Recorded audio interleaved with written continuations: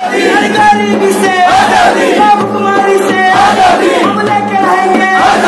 कुछ भी कर लो, है हक हमारी, है जान से प्यारी, है प्यारी प्यारी, अगर तुम ना दोगे, अगर तुम ना दोगे, हम लड़के लेंगे, हम छीन के लेंगे, आजाद देश में, आजाद देश में, अम्बेडकर वाली, अम्बेडकर वाली। हुकूमत के इक़दामात के ख़िलाफ़ शिकायत करना शहरियों का हक़ है, लेकिन 6 साल से शहरियों के इस हक़ को आहिस्ता आहिस्ता इस कदर छीन लिया गया है कि अब शहरी आज़ादाना तौर पर अपने इजहार ख़याल तो दूर बल्कि अपनी शख्सी ज़िंदगी भी गुजारने के मौक़ूफ़ में नहीं है। जी हाँ, पिछले चंद दिनों से जो वाक़यात, जो ख़बरें नज़र से गुज़र रही हैं, उनसे ऐसा महसूस होता है कि हुकूमत अपनी मनमानी पर तुली हुई है और हुकूमत को इस मनमानी से रोकने वाला कोई नहीं रह गया। चंद बरसों पहले गाय के गोश्त के मसले पर मुसलमानों को निशाना बनाया जाता रहा। ये शिकायत दूर हुई या नहीं इसका कोई इल्म नहीं है, लेकिन उसके बाद इजहार ख़याल की आज़ादी पर कारी ज़रब लगाने की कोशिशें की जाती रही और उसमें बड़ी हद तक हुकूमत को कामयाबी हासिल हुई। इसके बाद तब्दीली मज़हब के नाम पर, लव जिहाद के नाम पर निशाना बनाया जाने लगा और नवंबर में उत्तर प्रदेश हुकूमत ने लव जिहाद के मुतालिक एक ऐसा क़ानून, ऐसा ऑर्डिनेंस पास किया जिसके ज़रिए शादी के लिए मज़हब तब्दील करने पर इम्तना आयद कर दिया गया। इतना ही नहीं बल्कि आरएसएस की जानिब से ये कहा जाने लगा है कि हिंदू दहशतगर्द नहीं होते। इसका मतलब साफ़ है कि आरएसएस, मोहन भागवत एक मखसूस तबके को क्लीन चिट फराहम करने की कोशिश कर रहे हैं। अगर आज के अखबारात की ख़बरों का जायज़ा लिया जाए तो ऐसी कई ख़बरें हैं जो आपको तफक्कुरात में मुब्तला करने के लिए काफ़ी है। अगर इसके बाद भी आप नहीं जागते और आप में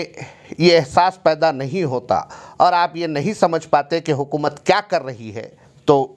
ये जान लीजिए कि ये जो हालात हैं कल आपको पेश आ सकते हैं। आरएसएस चीफ मोहन भागवत वाज़े तौर पर यह कह रहे हैं कि हिंदू दहशतगर्द नहीं होते, जबकि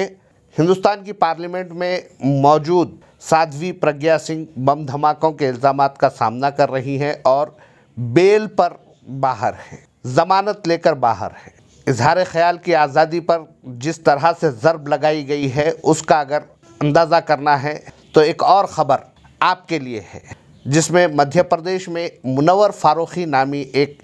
स्टैंड अप कॉमेडियन को गिरफ़्तार करते हुए उसके ख़िलाफ़ 295A यानी मजहबी मुनाफरत फैलाने के संगीन दिफ़ात के तहत मुकदमा दर्ज किया गया है। मुनव्वर फ़ारूकी पर इल्ज़ाम है कि मुनव्वर फ़ारूकी ने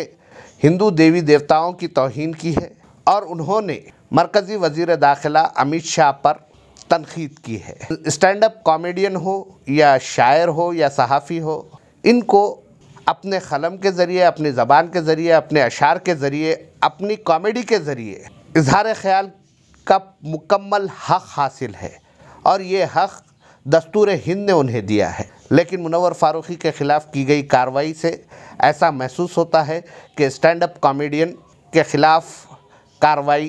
की गुंजाइश पैदा कर ली गई है। कुणाल कामरा नामी एक स्टैंड अप कॉमेडियन, मारूफ स्टैंड अप कॉमेडियन, जिन्होंने रिपब्लिक टीवी के जर्नलिस्ट एडिटर अर्नब गोस्वामी के ख़िलाफ़ रिमार्क्स के ज़रिए जो शोहरत हासिल की थी, उन्होंने अपने सुप्रीम कोर्ट के मुताल्लिक़ किए गए रिमार्क पर इज़हार तासुफ़ नहीं किया और सुप्रीम कोर्ट ने उन्हें नोटिस ज़रूर जारी की, बल्कि बाद में ये कहा गया कि उन्हें अदालत में हाजिर होने की ज़रूरत नहीं है। इसका मतलब साफ़ है कि कुणाल कामरा ने कॉमेडी के ज़रिए एक तंज़ किया है और तंज़ पर कार्रवाई नहीं की जा सकती, लेकिन मुनव्वर फ़ारूकी के मामले में ऐसा नहीं किया गया, बल्कि 295A जैसी संगीन दिफ़ा के तहत उनके ख़िलाफ़ मुकदमा दर्ज कर लिया गया। इसी तरह का एक और वाक़या जो आपको दावत फ़िक्र दे रहा है। इस वाक़े में उत्तर प्रदेश की एक लड़की ने 10 दिसंबर को अपने बॉयफ्रेंड के साथ शादी की। लड़की ने शादी के लिए अपने बॉयफ्रेंड के नाम तौफीक को छिपाया और हिंदू रस्म व रिवाज के मुताबिक ये शादी अंजाम दी गई। लेकिन जब इस बात का इंकशाफ हुआ कि तौफीक का नाम जो बताया गया वो नहीं है बल्कि तौफीक एक मुसलमान है, तो तौफीक को जेल में डाल दिया गया, जबकि नाम छुपाने के इल्ज़ाम की मुर्तकिब खुद लड़की है। लेकिन उसके बावजूद उत्तर प्रदेश हुकूमत की जानिब से शादी के लिए मज़हब की तब्दीली नहीं की जा सकती का जो ऑर्डिनेंस लाया गया है, उसके तहत तौफीक को जेल में डाला गया है। हम लेकर रहेंगे चाउमीन खाने की, तो हाँ कहने की, तो ना कहने की, शादी करने की, शादी करने की, तो ना करने की, तो हाँ करने की, हम लेकर रहेंगे। इजहार ख्याल की आज़ादी पर पाबंदी के सिलसिले में एक और वाक़या यहाँ पर हम आपको बताते हुए आगे बढ़ते हैं। मलयाली ज़बान में केरला में एक फ़िल्म बनाई गई है जिसका नाम वर्तमानम है। इस फिल्म की कहानी JNU दिल्ली में तुलबा तहरीक जो चलाई गई थी, स्टूडेंट्स की जानिब से जो मूवमेंट बनाया गया था, जवाहरलाल नेहरू यूनिवर्सिटी में जो सूरत हाल पैदा की गई थी, जिन हालात के सबब कन्हैया कुमार जैसा अवामी लीडर पैदा हुआ,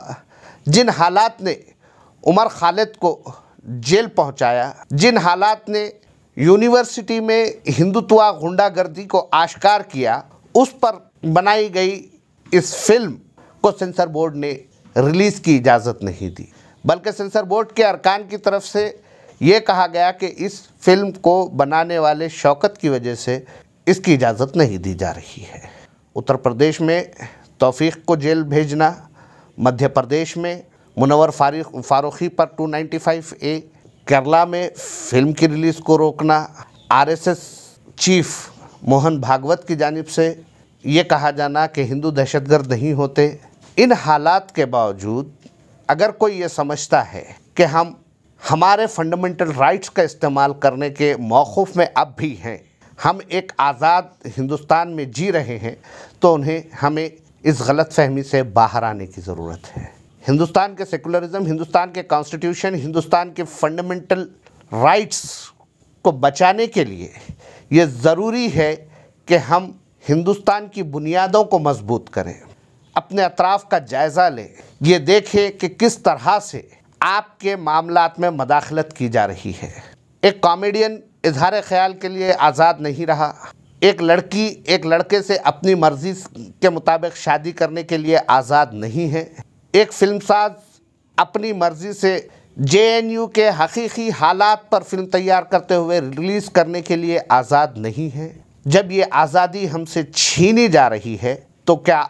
हम ये कह सकते हैं कि हम आज़ाद हैं? अगर नहीं कह सकते हैं और ये मानने के लिए हम तैयार नहीं हैं कि हम आज़ाद हैं, तो फिर हम खामोश क्यों हैं? क्या हिंदुस्तान का तहफ़्फ़ुज़, हिंदुस्तान की सरहदों का तहफ़्फ़ुज़, क्या हिंदुस्तान में आज़ादी का तहफ़्फ़ुज़ हमारी ज़िम्मेदारी नहीं है? अगर हमारी ज़िम्मेदारी है तो हम इस ज़िम्मेदारी को किस हद तक पूरा कर रहे हैं, इस बात का जायज़ा लेने की दावत देते हुए हम आपसे रुख़सत चाहते हैं। जब जुल्म सितम के कोहे गरा, जब जुल्म सितम के कोहे गरा, रूई की तरह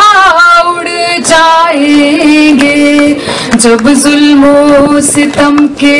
कोहे गरा, रूई की तरह उड़ जाएंगे। हम महकूमों के पांव तले, ये धरती धड़ धड़ धड़केगी और अहले हकम के सरों पर, और अहले हकम के सरों पर जब बिजली कड़कड़ कड़केगी, हम देखेंगे, लाजिम है कि हम भी देखेंगे, हम देखेंगे।